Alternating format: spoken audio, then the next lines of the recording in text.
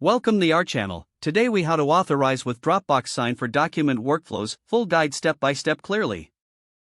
To authorize with Dropbox Sign for document workflows, begin by navigating to the Dropbox Sign website.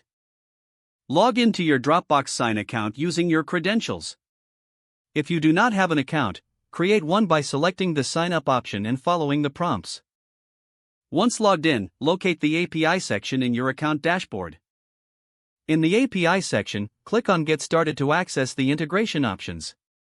You will be prompted to generate an API key for authorization. Click on the option to create a new key. A unique API key will be generated for you. Copy this key and store it in a secure place, as it will be required for your integration. Next, go to the application or service you wish to connect with Dropbox Sign. Within the application, navigate to the Settings or Integrations tab.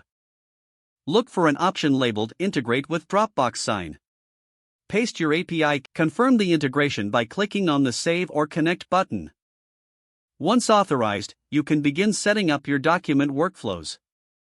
This can include sending documents for e-signature or setting up templates.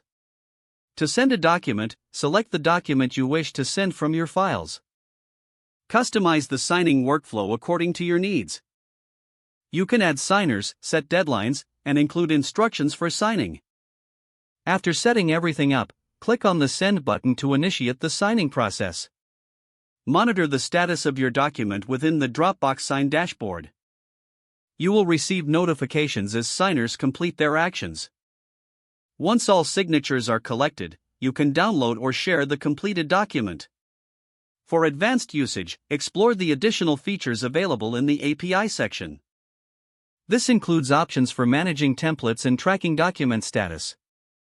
By following these steps, you will effectively authorize and utilize Dropbox Sign for your document workflows.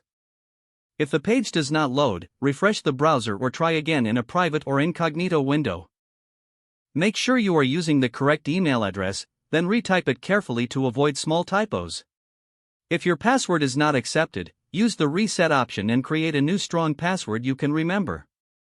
Don't forget to like this video and subscribe to our channel for more step-by-step tech guides.